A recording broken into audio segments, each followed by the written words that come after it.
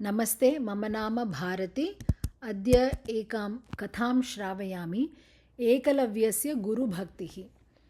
महाभारते विद्यमानासु कथासु एकलव्यस्य कथा तु सुप्रसिद्धा। एकलव्यः इति कस्यचित् निषादराजस्य पुत्रः आसीत्। सः द्रोणाचार्यम् उपसर्प्य आचार्य, धनुर्विद्यां वेदितुम् इच्छामि, कृपया मां शिक्षयतु इति न्यवेदयत्। द्रोणाचार्यः पाण्डवानां कौरवाणां च आचार्यः। एतान् विहाय अन्यान् पाठयितुं सः न इच्छत्। अतः सः एकलव्यस्य प्रार्थनां निराकृतवान्। परन्तु एकलव्यः गृहं गत्वा द्रोणाचार्यस्य मूर्तिं निर्माय द्रोणाचार्यः तस्य गुरुः इति मत्वा श्रद्धया स्वयमेव अभ्यासं कर्तुम् आरब्धवान्। कालः अतीतः, सः धनुर्विद्यायां निपुणः अभवत्। एकदा द्रोणाचार्यः तस्य छात्रैः सह वनम् अगच्छत्। रात्रौ कुतश्चित् शुनकस्य भषणं श्रुतवन्तः। किञ्चित् समयानन्तरं सः शब्दः न्यूनः अभवत्। तावता कश्चन शिष्यः शुनकं दृष्ट्वा द्रोणाचार्यम् आश्चर्येण अवदत्, हे गुरो, एतत् अद्भुतं कार्यम् अवश्यं भवता द्रष्टव्यम्। शुनकस्य मुखे बाणाः लग्नाः सन्ति, किन्तु शुनकः न मृतः। केन वा कृतम् इति न जानीमः। गुरुः आश्चर्येण एतस्मिन् अन्धकारे को वा एतत् कार्यं कृतवान्? यः कृतवान् सः निश्चयेन धनुर्विद्यायां निपुणः एव भवितुम् अर्हति। यूयम् अन्वेषणं कुरुथ इति आदिशत्।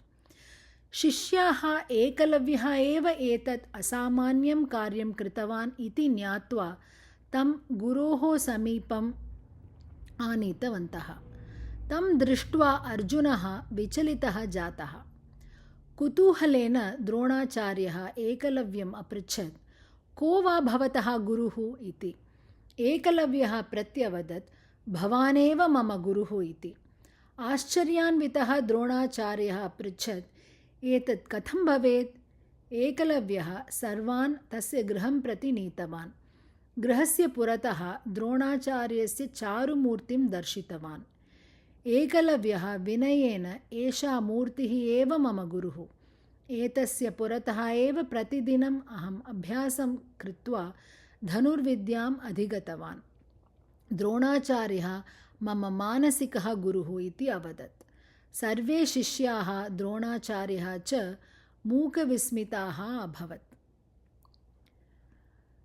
द्रोणाचार्यः पूर्वं प्रियशिष्याय अर्जुनाय एकं वरं दत्तवान् आसीत्, त्वां लोकोत्तरं धनुर्धरं करिष्यामि इति। इदानीम् एकलव्यः तस्य अपेक्षया उत्तमः जातः इति ज्ञात्वा सः एकलव्यम् अपृच्छत्, यदि अहं तव गुरुः अस्मि तर्हि त्वया गुरुदक्षिणा दातव्या इति। एकलव्यः तत् क्षणमेव यत् शक्नोमि तत् अवश्यं ददामि, भवान् पृच्छतु इति उक्तवान्। तावता द्रोणाचार्यः अपृच्छत्, तव दक्षिणहस्ताङ्गुष्ठं मह्यं गुरुदक्षिणारूपेण देहि इति। किमपि अचिन्तयित्वा एकलव्यः बाणेन अङ्गुष्ठं खण्डयित्वा दत्तवान्। द्रोणाचार्यः एवम् अर्जुनाय दत्तं वचनं पालितवान्। परन्तु स्वस्य गुरुभक्तिं प्रदर्शितवान् एकलव्यः लोकोत्तरः अभवत्। गुरुरेव गतिः गुरुमेव भजे, गुरुणैव सहास्मि नमो गुरवे।